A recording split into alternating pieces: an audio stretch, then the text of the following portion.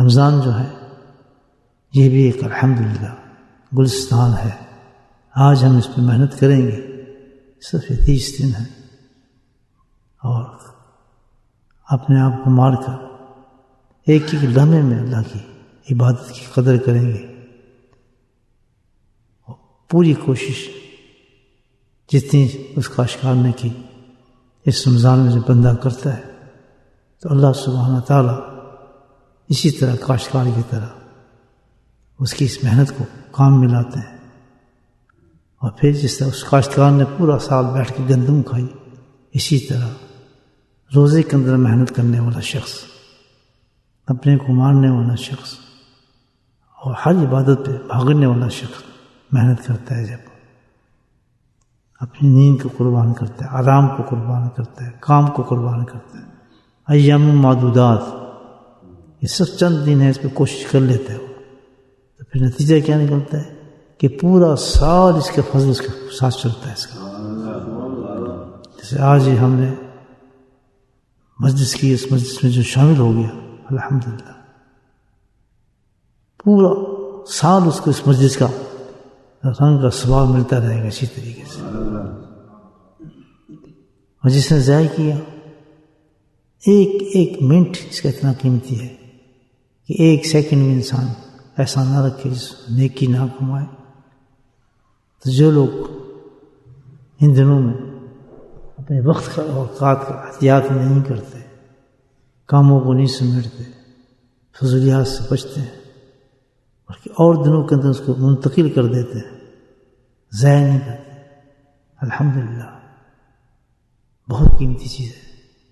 لیکن جس نے ضائع کر دیا قیامت کے بعد تک بھی اس کو اس کا ثواب نہیں مل سکتا جو آج ملے گا اس کا ثواب. اتنی قیمتی چیز ہے رمضان. سب سے بڑے اللہ تعالیٰ نے جو اس میں نام رکھا ہے، ذکر کا بڑا انعام ہے اس میں. اللہ کے نبی نے فرمایا کہ اعلیٰ درجہ ہے اس میں اللہ کے ذکر کا. حضرت عمر فرماتے ہیں رضی اللہ تعالیٰ، نبی ہمیں ارشاد فرمایا کہ ذکر کرنے والے تو بخشائے ہیں اس مہینے کے اندر. تو یہ بہت بڑی نعمت ہے جو ہمیں اس وقت ذکر کی مجلس مل رہی ہے، کیونکہ آسانی سے مل رہی ہے، ہم اس کی قیمت کا پتہ نہیں ہے. لیکن اتنی بڑی نعمت ہے اللہ پاک کی، اور پھر اس میں بٹھا دینا اشراق تک الحمدللہ. اور پھر آج کی صبح کو سورج دیکھ لینا ہم نے، اور اس میں ہم نے پھر دعائیں مانگنی، اور ذکر تک ہم نے، کلمات تک ہم نے اشراق تک بیٹھنا. یہ اتنا بڑا انعام ہے کہ جس کا ہم تصور بھی نہیں کر سکتے. کہنے کا مطلب یہ ہے، میں اپنے آپ سے مخاطب ہوں، آپ سے تو گفتگو کر رہا ہوں کہ بالکل ایک لمحہ بھی ضائع نہ کریں. آج کی نماز، آج کی تراویح، آج کی چیز جو مل رہی ہے ہمیں، سوچی بھی نہ آدمی کہ میں اس کو ضائع کروں. اس نے ضائع کیا تو سب سے بڑا بیوقوف انسان ہے کہ جی ان دنوں کے اندر اس نے اپنے آپ کو مصروف رکھا. ہالیڈے پہ جا رہے ہیں، فلاں کام کر رہے ہیں، یہ ہو رہا ہے، فلاں ہو رہا ہے. وہ لوگ ہیں جن کو آخرت کا پتہ ہی نہیں ہے، جن کا احساس ہی نہیں ہے کہ دنیا کے بعد بھی ایک زندگی آنے والی ہے. یہ اگنورنٹ لوگ ہیں. لیکن جب آپ ہوشیار لوگ ہوتے ہیں ان لمحات کو، ان چیزوں کو تو چھوڑتے ہی نہیں، کیونکہ یہ تو اتنی بڑی چیز ہے جو رمضان کہ ہر لمحے اللہ کی رحمتوں کی ایسی بارش ہے کہ آدمی سوچ ہی نہیں سکتا کہ وہ کبھی اور میسر آ جائے انسان. تو وہ وقت ضائع کر دے، عبادت کو چھوڑ دے، نماز کو چھوڑ دے، تراویح کو چھوڑ دے، ذکر کو چھوڑ دے. بدقسمت، اللہ ناراض شخص ہے. یقیناً ناراض ہے ایسے لوگوں سے جو اس دنوں کو برباد کرتے ہیں. دوستوں، اللہ ناراض ان لوگوں سے، وہ توفیق ہی نہیں دے رہا کہ اس سے فائدہ اٹھائے. صرف اس طرح سے رات میں خلل آ رہے ہیں، فلاں چیز ہو رہا ہے، غلط پروگرام بناتے ہیں.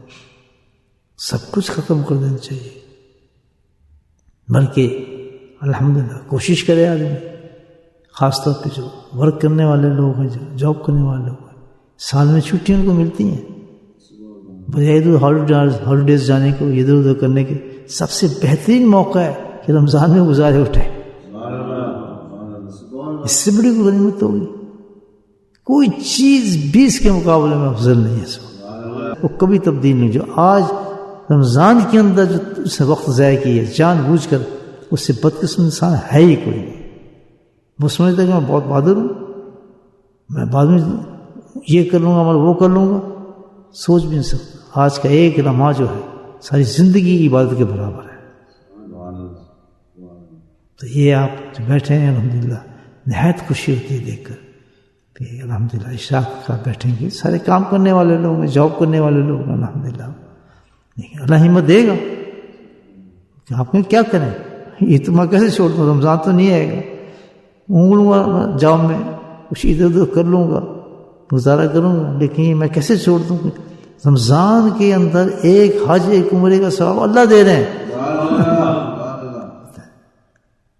اس پر بیٹھنے پر اللہ ایک حج ایک عمرے کا ثواب عطا فرما رہے ہیں۔ اے پارٹ آف دیٹ کہ جو کلمات ہم پڑھ رہے ہیں، جو درود شریف ہم پڑھ رہے ہیں، ایک درود پہ 70 نیکی، کتنے گناہ ایک درود پہ اللہ کرتا ہے، 10 نیکی دیتا ہوں، 10 گناہ معاف کرتا ہوں، 10 درجے بلند کرتا ہوں۔ کتنے پڑھ لیتے ہیں آدمی بیٹھ کر، وہی صبح کا وقت، سحر کا وقت، سحر کے فرشتے بھی ڈیفرنٹ ہوتے ہیں۔ اب یہ اڑیں گے یہاں سے، صبح کے فرشتے جائیں گے، وہ ہیں بھی صبح کے فرشتے ہیں، رمضان کے فرشتے ہیں، جا کے جب رپورٹ پیش کریں گے اللہ تعالیٰ کو کہ یہ لوگ بیٹھے آپ کا ذکر کر رہے تھے۔ چھوڑ سکتے ہیں آدمی شام کو تصور کر سکتا ہے کہ دنیا کے تھوڑے سے کام کے اس کو چھوڑ کے؟ نہیں، ایمان والا نہیں کر سکتا۔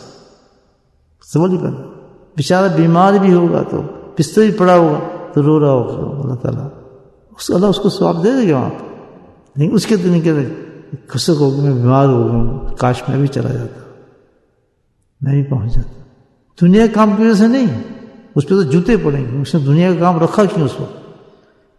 بیماری کی وجہ سے اللہ تعالیٰ پہ اس انسان پہ رحم فرمائیں گے، اس پہ کرم فرمائیں گے، بیمار تھا نہیں آ سکتا، لیکن اس پہ لعنت بھیجیں گے جس نے دنیا کے کام کے لیے کسی عمل کو چھوڑا رمضان کے اندر، کسی نماز کو چھوڑا، کسی روزے کو چھوڑا، کسی روزے کو ترقی کیا، یا کسی جو روزے کے ارکان میں سے تراویح ہے، ذکر ہے، اس کو ترک کیا، وہ منحوس آدمی ہے، منحوس ہے وہ شخص،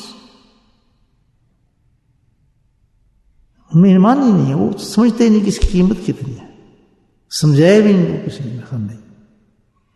تو بیٹا ہمیں چاہیے کہ ہم نامحرم ہو کر، منحوس ہو کر ہم رمضان سے نہ نکلیں، بلکہ الحمدللہ اللہ فخر کرے کہ لوگوں کو جو میں نے مہینہ دیا تھا پوری طریقے سے، جو ان کی عبادت تھی پوری طریقے سے اس کو ادا کیا ہے انہوں نے۔ آپ تو ذاکر شاکر لوگ ہیں، اللہ کو اللہ والے کہلاتے ہیں الحمدللہ۔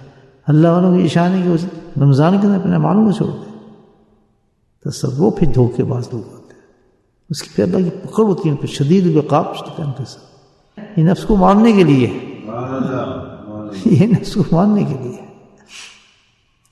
تو انشاءاللہ اپنے آپ کو خود ہمت دیا کریں، اس قسم کی باتیں سوچ کر۔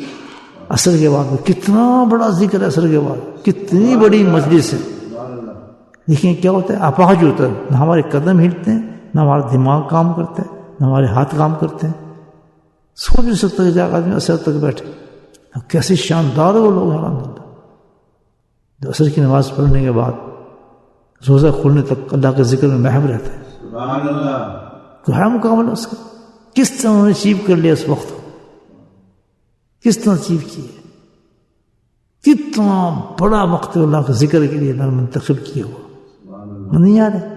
حالانکہ یہ کتنا بڑا انعام آیا اللہ کی طرف سے، اللہ کا ذکر کا، وہ نہیں آ رہے بھائی، کیوں اس کام میں پھنسے ہیں، وہ یہ ٹیلی فون آنا ہے، یہ چیز کرنی ہے، دماغ خود لگے ہیں، موت کا جھٹکا آئے گا تو پتہ لگ جائے گا اسی وقت کتنے بندہ پہنچ گیا۔